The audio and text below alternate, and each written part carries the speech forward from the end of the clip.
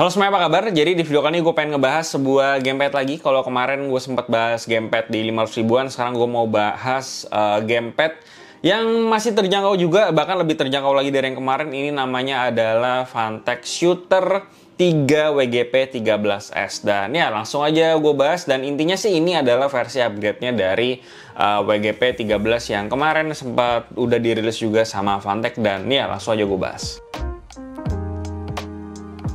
Oke, jadi kurang lebih secara desain dia kayak gini ya. Dia desainnya simple banget, nggak heboh sama sekali. Dia tuh ada versi yang warna putih sama warna hitam.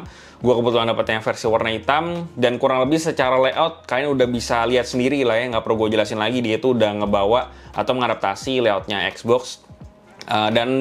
Selain dari button utamanya, untuk bagian button tengahnya ini ada Start, Select, Turbo, Snap, dan di tengahnya ini ada Home button. Lalu untuk bagian RB dan juga LB-nya, menurut posisi natural tangan gue pas megang si gamepad ini, dia itu masih gampang di-reach juga dan mudah dipencet juga. Gue nggak ada kendala sama sekali. Tapi kalau mau diposisikan pakai ujung jari mencetnya, untuk kalau misalnya kita pencet ke bagian dalamnya, di sini masih mudah buat dipencet, nggak berasa berat. Tapi kalau misalnya kita pakai ujung luarnya, dia berasa berat dikit, tapi nggak sampai yang nggak bisa dipencet. Jadi masih bisa kepencet bagian luarnya, cuman sedikit lebih berat aja menurut gue. Dan untuk bagian triggernya juga gampang di reach. Gue nggak ada komplain soal placement dari button-buttonnya. Untuk analognya sendiri dia udah Hall effect, jadi untuk urusan driftingan harusnya udah enggak lah ya, karena dia udah Hall effect juga kan. Dan selain itu untuk di bagian pinggir dari si analognya, dia juga udah di coating plastik gitu. Jadi secara movement menurut gue ini udah smooth banget. Jadi gue nggak kendala soal perputarannya, nggak seret sama sekali.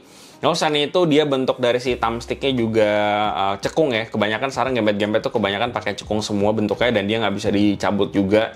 Wajar menurut gue. Selain itu juga dia untuk circularity error-nya, untuk di default-nya sendiri, dia circularity error-nya 0%, bisa dibilang mendekati 0%, bisa dianggap 0% aja lah ya ini. Dan dia bentuknya bulat, tapi untuk bentuk dari si circularity-nya sendiri, ini tuh bisa diganti. Ini adalah salah satu fitur mereka yang dimana kita bisa ngeganti bentuk dari si circularity-nya. Mau dibikin bulat, mau dibikin kotak, mau dibikin dia sensitif banget, itu juga bisa dengan mencet tombol select sama analognya yang bagian mana yang pengen kalian ganti. Misalnya kalian mau ganti analog kanan doang, kalian tinggal pencet select sama analog kanan. Kalau mau yang kiri tinggal select sama analog kiri, udah kelar. Itu bisa kalian ganti-ganti, ada 3 mode yang tadi. Jadi ini menurut gue perlu juga sebenarnya, karena memang ada orang-orang yang lebih suka bentuk dari si circularity-nya itu kotak, karena mereka itu prefer diagonalnya itu rasanya lebih panjang daripada sisi-sisi yang lain. Jadi makanya kenapa menurut gue ini salah satu fitur yang cukup penting juga sebenarnya untuk ada di gamepad, dan gue apresiasi karena di gamepad 200 ribuan kayak gini udah ada fitur kayak gini juga. Lalu untuk di PT sendiri dia bentuknya bulat kayak gini, dan artikulasi antara diagonalnya itu juga cukup presence ya, dari segi tactility per movementnya. Jadi untuk main game-game fighting menurut gue ini udah cukup oke lah ya. Dan untuk face buttonnya sendiri dia bentuknya kurang lebih kayak gini. Dia juga nggak pakai micro switch, dan gue memahami karena gue nggak expect juga gamepad 200 ribuan pakai micro switch gitu ya. Dan secara feel gue suka-suka aja, karena dia meskipun pakai button biasa, tapi tactile-nya menurut gue udah cukup oke. Nah, buat koneksinya sendiri dia ini bisa di dongle sama di wire, dan bagusnya adalah si dongle-nya ini tuh kalau misalkan kita cabut ya, dia tuh awalnya USB-A, dan kalau kita cabut dia itu bisa berubah jadi USB-C, dan jadinya ini fleksibel banget. Lalu buat compatibility-nya dia bisa di PC, laptop, Nintendo Switch, Android juga bisa, sama PS3. Dan jadinya kalau misalnya di PC sama laptop kan gampang ya, kita tinggal colok doang si USB-nya di USB-A-nya di PC sama laptop udah kelar. Sementara untuk di Nintendo Switch sama di Android itu tinggal pasang doang, cabut doang si USB-C-nya, terus kita langsung colok ke konsol atau ke HP-nya doang. Yang Android itu udah bisa langsung ke connect sama si gamepad-nya. Jadi nggak perlu lagi beli-beli OTG eksternal dan jadinya lebih panjang dan ribet. Tinggal pakai ini doang, udah bisa langsung dipakai. Lalu dia juga punya mode vibration-nya, ada yang lemah, yang sedang, sama yang paling strong. Gue sih pribadi paling suka yang paling strong untuk mode vibration. Nah, yang sedangnya sebenarnya udah cukup, tapi gue prefer lebih suka yang getar lagi, tapi itu preferensi aja, bisa kalian ganti-ganti dengan pakai tombol kombinasinya aja. Lalu buat polling rate sendiri dia di 1000 Hz, dan average latency-nya itu di 1 millisecond menurut tools testing yang gue pakai. Jadi secara latency ini udah bagus banget buat gamepad di harga 200 ribuan. Jadi gue nggak ada komplain dan udah bisa dipakai banget buat main game-game apapun, mau kompetitif, harusnya pun bahkan juga udah aman ya. Dan selain itu untuk baterainya, dia tuh baterai di 600 mAh dan ini gue baru pakai tuh sekitar 3-4 hari. Dan belum ada tanda-tanda dia baterainya udah lowbat, jadi gue masih belum bisa share ini bisa tahan sampai berapa lama. Terus kayak biasa dia juga punya fitur turbo ya, dan ini gue mungkin mau jelasin dikit. Jadi di video yang lalu itu ada yang sempat tanyain, ada yang bingung fitur turbo ini sebenarnya buat apa. Jadi turbo itu intinya kita tuh bisa mencet satu tombol doang tanpa kita pencet terus-terusan, terutama untuk yang pencetannya itu repetitif, kayak kita harus mencet tombol A terus-terusan gitu ya, tapi kita malas mencet terus atau kita takut tombol A-nya kita abuse terus nanti bisa rusak. Nah, ini turbo ini berfungsi buat itu. Dan cara nyalainnya pun tinggal kita pencet tombol turbo terus kita pencet aja kira-kira button mana yang mau kita pencet secara berulang-ulang tadi, dan caranya cukup gampang menurut gue. Dan dia juga ada fitur makro yang dimana makronya ini bisa ngerekam sampai durasi 5 menit. Ini lama banget menurut gue nggak tahu apa yang bisa direkam sampai selama itu. Coba komen di bawah kira-kira game apaan yang memerlukan makro recording selama itu. Tapi ya udah ada di sini, jadi ya udahlah ya. Dan untuk cara nyalain si makronya sendiri itu kita tinggal pencet tombol turbonya, di hold aja sampai si lampunya berubah kedip-kedip gitu ya. Dan nanti kita kalau udah kedip-kedip itu tinggal pencet aja button mana yang mau kalian makroin. Misalnya gue mau pencet AA, XX, BB, YY, RT, RB gitu ya, dan udah tinggal abis itu tinggal pencet, kalau udah tinggal pencet turbo lagi sekali lagi. Dan untuk nyalainnya tinggal pencet turbonya 2 kali dan itu udah langsung nyala si makro recording yang udah kita rekam tadi. Jadi caranya juga cukup gampang. Oh ya, jadi gue hampir lupa bilang nih. Jadi ternyata di unit gue itu di manual booknya itu bisa dibilang ringkas banget gitu, dan bisa dibilang secara manual kombinasi-kombinasi buttonnya itu ternyata nggak semuanya ada di manualnya guys. Dan di sini gue mau share ke kalian. Ini kombinasi-kombinasi buttonnya kalian bisa lihat sendiri ya.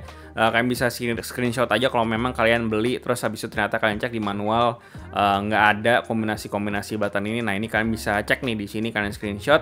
Dan menurut Fantek sih, Fantek bakalan ngasih video tutorial gimana caranya pakai kombinasi-kombinasi button dari si Shooter 3 ini ya. Tapi buat jaga-jaga kalian bisa screenshot aja yang tadi. Dan semoga di manualnya nanti pas retail atau pas penjualan udah bakal ada si kombinasi button ini. Lalu buat build quality-nya ya, dari segi coatingnya, feel-nya gimana, pasti pegang solid apa enggak. Menurut gue untuk harga 200.000 ini solid banget sih. Dan sebagai perbandingan ya, gue itu bisa dibilang jarang banget pakai atau megang gamepad harga 200.000-an kayak gini. Jadi tuh paling dulu gue pernah pakai Logitech F310, itu udah lama banget, dan gue waktu itu juga sempat nyobain WGP 12. Itu kan harganya juga di 200 ribuan ya. Dan kalau dibandingkan sama ini build quality-nya menurut gue jauh lebih solid sih. Dan sebagai referensi juga ya kenapa gue bilang gini, karena sebelumnya gue itu pakai gamepad kayak Xbox Series Elite, terus juga kayak Razer Wolframe V2 sama Freddy Apex 4, dan menurut gue si WGP 13 ini jauh lebih bisa gue pakai gitu ya. Dan memang meskipun harganya jauh banget, cuman kayak ngerti lah ya maksud gue gimana. Jadi ini hal yang baik menurut gue, karena jujur aja sebelum gue pegang langsung si barang ini dan gue dengar si Shooter 3 itu harganya di 200 ribuan, awalnya ekspektasi gue itu jauh di bawah ini, dan pas gue pegang langsung ya ternyata ini di atas ekspektasi gue gitu. Dan gue udah pakai gamepad ini tuh udah sekitar 3-4 harian buat main Wukong ya, karena gue lagi main game itu.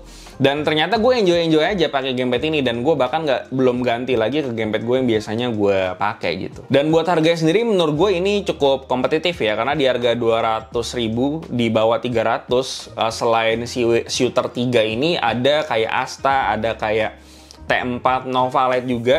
Cuman sayangnya gue belum pernah nyobain 2 gamepad tadi, jadi gue nggak bisa share ke kalian kira-kira perbandingannya gimana tuh sama si WGP 13S ini. Intinya gue seneng karena gamepad 200 ribuan kayak gini bisa dibilang standarnya udah mulai naik ya, udah ada Hall effect, terus juga secara latency juga bagus, dan build quality-nya juga di luar ekspektasi gue, nggak seburuk impresi gue dulu pas megang gamepad 200 ribuan. Ini masih enjoyable banget buat gue pakai, dan ya menurut gue itu sih soal si WGP 13 ini. Kalau kalian memang nyari gamepad di harga di bawah 300 ribuan, 269.000 tepatnya kayak ini, boleh banget kalian lirik si gamepad ini. Paling mungkin yang bakal jadi concern buat beberapa orang itu adalah si gamepad ini nggak punya fitur Bluetooth, yang dimana gue sempat cek juga di video review gue yang kemarin bahwa ternyata ada orang juga yang ternyata nggak suka pakai dongle, mereka lebih suka pakai Bluetooth karena menurut mereka lebih gampang untuk konekinnya ke PC atau laptop mereka atau di device mereka yang lain gitu, karena tinggal pencet doang udah langsung connect kan.